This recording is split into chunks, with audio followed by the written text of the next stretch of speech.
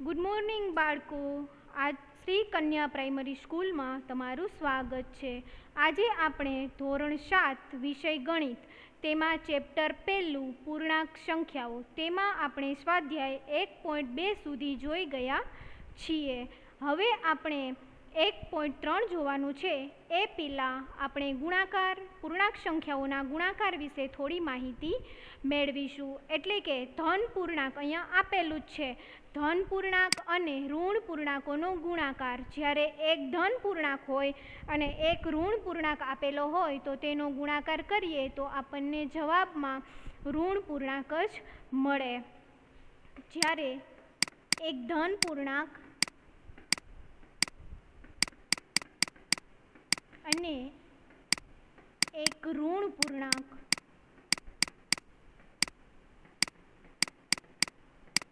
હોય ત્યારે તે સંખ્યાનો ગુણાકાર કરતા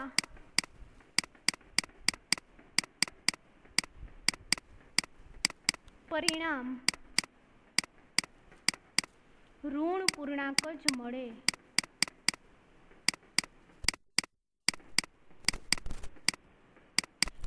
એક ધન પૂર્ણાંક હોય એટલે કે 3 એ ધન પૂર્ણાંક અને એક ઋણ પૂર્ણાંક એનો આપણે શું કરવાનું છે? ગુણાકાર. ઋણ પૂર્ણાંક એટલે -2. હવે આનો જવાબ આપણને શું મળે? તો કે 3 દુ 6. પણ કેવા 6? તો કે -6. એવી જ રીતે જ્યારે એક ધન પૂર્ણાંક અને એક ઋણ પૂર્ણાંકનો ગુણાકાર આપણને -6 મળે. એવી જ રીતે જ્યારે બંને ઋણ પૂર્ણાંકો હોય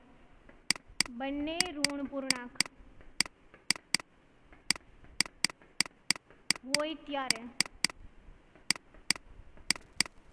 જ્યારે બંને ઋણ પૂર્ણાંક હોય એટલે કે -2 ગુણ્યા -2 આ બંને કેવા છે? તો કે ઋણ પૂર્ણાંક. તો 2 દુ 4.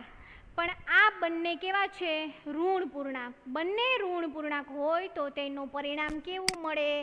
તો કે ધન પૂર્ણાંક જ મળે.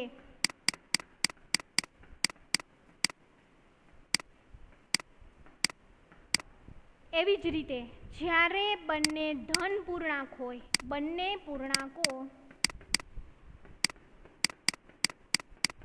ધન હોય ત્યારે જ્યારે બંને પૂર્ણાંકો ધન હોય એટલે કે +3 ગુણ્યા +5.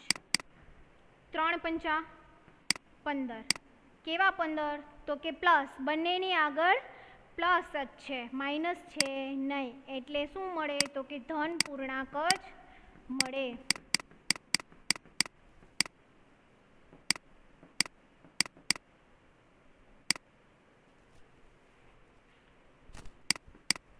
બંને ઋણ હોય તોય ધન મળે, બંને ધન હોય તોય ધન મળે. એક પૂર્ણાંક ઋણ અને એક પૂર્ણાંક ધન હોય તો પરિણામ આપણને ઋણ પૂર્ણાંક જ મળે. હવે કોઈ પણ સંખ્યાનો કોઈ પણ પૂર્ણાંકનો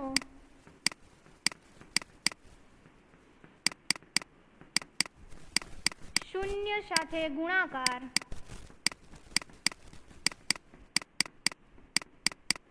કરતા પરિણામ આપણને શું મળે? શૂન્ય જ મળે.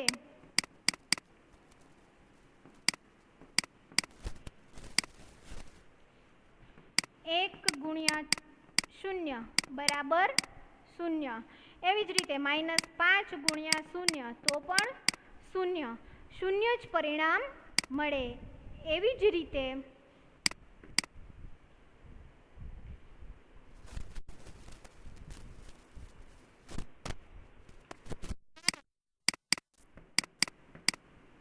પૂર્ણાંકોનો ગુણાકાર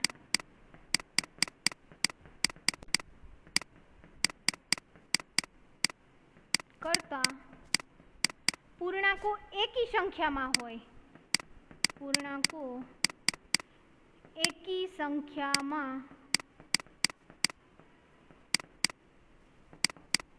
ઋણ હોય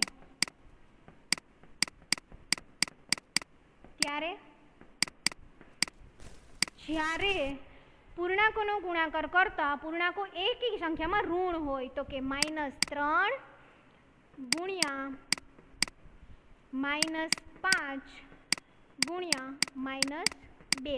તો આનો જવાબ આપણને શેમાં મળે તો કે ઋણ પૂર્ણાંકમાં, કેમ કે એકી છે. 3 પંચા 15, 15 દુ 30,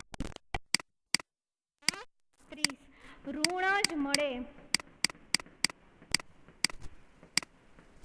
એવી જ રીતે જ્યારે પૂર્ણાંકોનો ગુણાકાર એકી સંખ્યામાં નહીં પરંતુ બેકી સંખ્યામાં હોય, જ્યારે બેકી સંખ્યામાં ઋણ પૂર્ણાંકોનો ગુણાકાર કરવાનો હોય, ઋણ પૂર્ણાંકોનો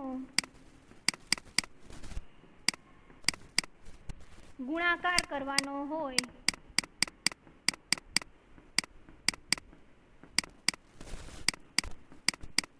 ત્યારે તો જ્યારે ઋણ પૂર્ણાંકો બેકી સંખ્યામાં હોય તો કે -1 ગુણ્યા -2. આવી રીતે બંને બેકી થયા, 2 છે એટલે બેકી, તો કે 2 એકુ 2. પણ કેવા તો કે +2 મળે, કેમ કે ગુણાકારમાં માઇનસ માઇનસ ઉડી જાય, મતલબ કે ધન પૂર્ણાંક જ મળે.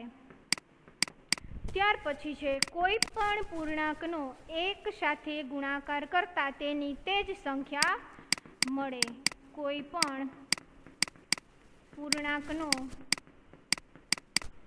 ગુણાકાર કરવામાં આવે, ગુણાકાર એક સાથે થાય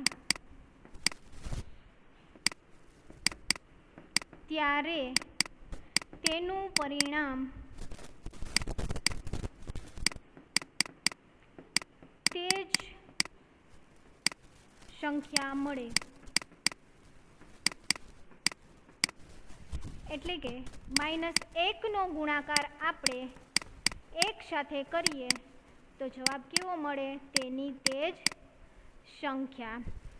હવે આપણે આ જોયું. હવે ત્યાર પછી આપણે ગણિતમાં ચેપ્ટર 1માં સ્વાધ્યાય 1.3 તેના દાખલા ગણવાના છે. સ્વાધ્યાય 1.3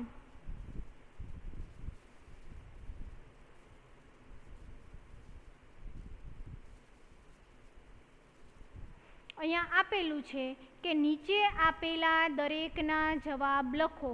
તો આ બધા જે શું કરવાનું છે તો કે ગુણાકાર. હવે આ બધાનો આપણે દાખલા ગણીશું.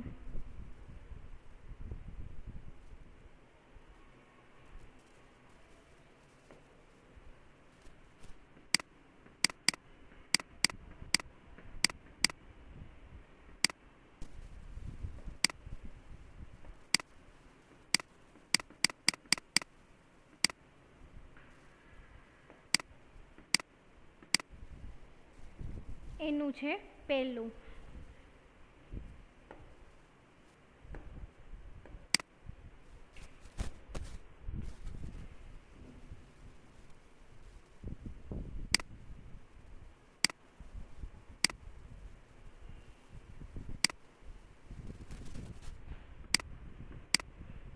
રકમ છે 3 ગુણ્યા -1 બરાબર 3.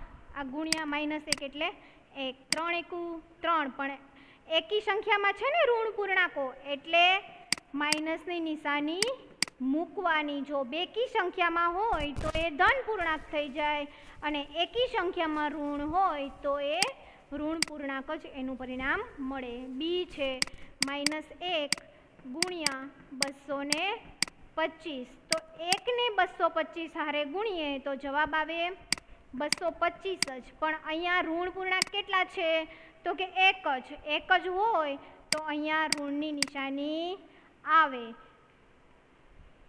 ત્યાર પછી છે સી -21 ગુણ્યા -30. હવે આવી રીતે આપેલું છે. હવે બંને પૂર્ણાંકો કેવા છે તો કે ઋણ. બંને પૂર્ણાંકો ઋણ હોય તો ગુણાકારમાં શું થઈ જાય, ધન. તો આ બંને પૂર્ણાંકો ઋણ હોય તો તેનો જવાબ મળે 360. પણ કેવા? તો કે ધન, કેમ કે અહીંયા બંને કેવા છે?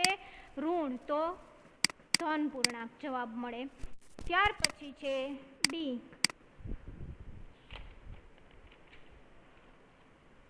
-316 ગુણ્યા -1. હવે બંને પૂર્ણાંકો કેવા છે? તો કે ધન. બંને પૂર્ણાંકો કેવા છે? તો કે ઋણ.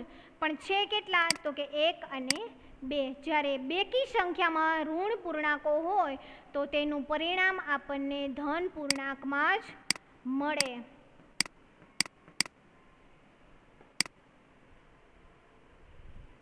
ત્યાર પછી છે ઈ. -15 ગુણ્યા 0 -18. હમણાં જ મેં તમને કહ્યું કે જ્યારે કોઈ પણ પૂર્ણાંક સાથે 0નો ગુણાકાર કરીએ ત્યારે પરિણામ હંમેશા 0 જ મળે.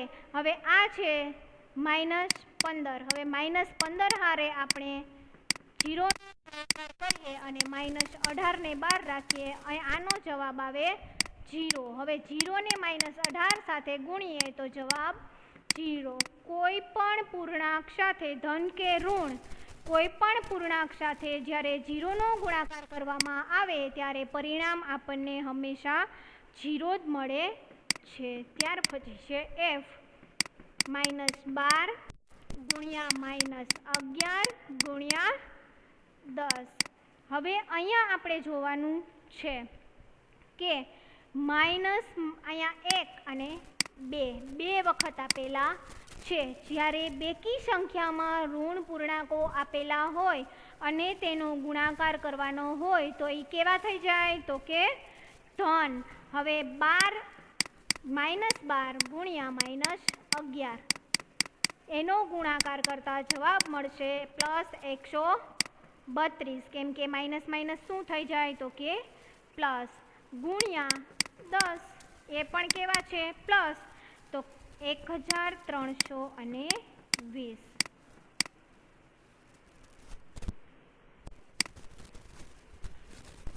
ત્યાર પછી છે જી.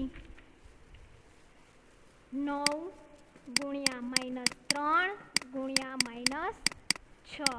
હવે આમાં જુઓ, ઋણ પૂર્ણાંકો છે પણ કેટલા છે? 2. તો બેકી સંખ્યામાં હોય તો એ કેવા થઈ જાય? તો કે ધન. હવે આ 9 છે એને ગુણ્યા આ -3 ગુણ્યા -6. હવે 9 છે, 9 ગુણ્યા આ ધન થઈ જાય 3 × 6 18. કેવા? તો કે પ્લસ. હવે એને 9 હારે 18 ને આપણે ગુણવાના થાય. જ્યારે 9 હારે 18 ને ગુણતા જવાબ આવશે 162. 18 ગુણ્યા 9 એટલે 162. ત્યાર પછી જી પછી છે એચ. -18 ગુણ્યા -5 ગુણ્યા -4.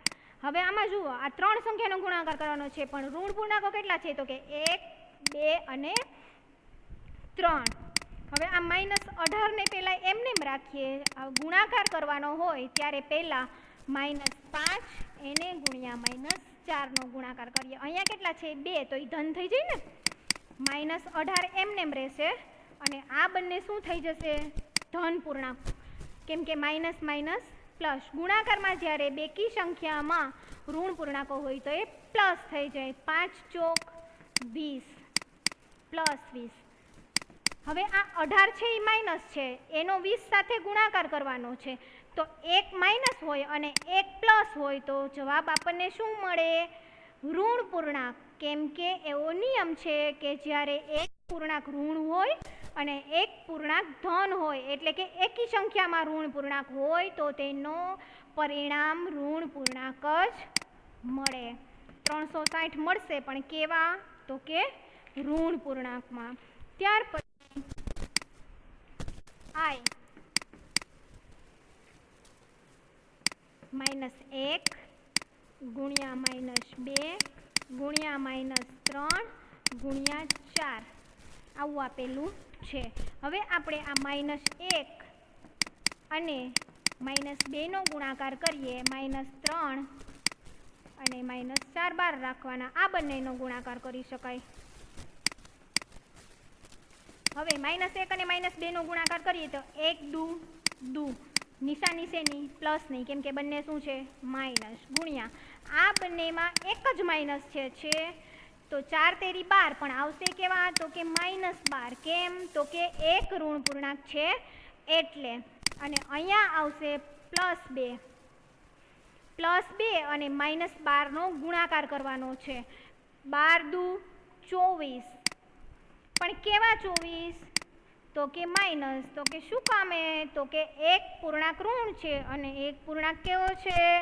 તો કે ધન. જ્યારે એક પૂર્ણાંક ઋણ અને એક પૂર્ણાંક ધન હોય ત્યારે જવાબ શું આવે? તો કે માઇનસ. -3 એને ગુણ્યા -6 એને ગુણ્યા -2 એને ગુણ્યા -1 આવું આપેલું છે. તો હવે આપણે છે ને આ બબેની જોડી બનાવી દેવાની. એ બંનેનો ગુણાકાર કરવાનો. -3 ગુણ્યા -6, હવે એને ગુણ્યા -2 ગુણ્યા -1. હવે આ બંનેનો ગુણાકાર કરતા આ બંને શું કે પૂર્ણાંકો કેવા છે? ઋણ, બેકી સંખ્યામાં છે. જવાબ શું આવશે? તો કે 6 તેરી 18, પણ કેવા 18? તો કે પ્લસ, કેમ કે બેકી સંખ્યામાં ઋણ પૂર્ણાંક છે એટલે. ત્યાર પછી 2 એકુ 2, પણ કેવા? તો કે પ્લસ. કેમ? તો કે બંને કેવા છે પૂર્ણાંકો? ઋણ. બેકી સંખ્યામાં હોય તો ઋણ હોય તો શું થઈ જાય? ધન, એટલે ધન. તો એનો જવાબ શું આવશે? તો કે અહીંયા 18 + 18 અને +2 બંનેનો ગુણાકાર કરીએ તો 18 દુ 36, બંને પ્લસ હોવાથી જવાબ પણ આવશે પ્લસમાં જ. ચાલો આજે આપણે અહીંયા સ્વાધ્યાય 1.3નો દાખલો પહેલો ગણ્યો. Thank you. હવે આપણે આગળના લેક્ચરમાં જોઈશું.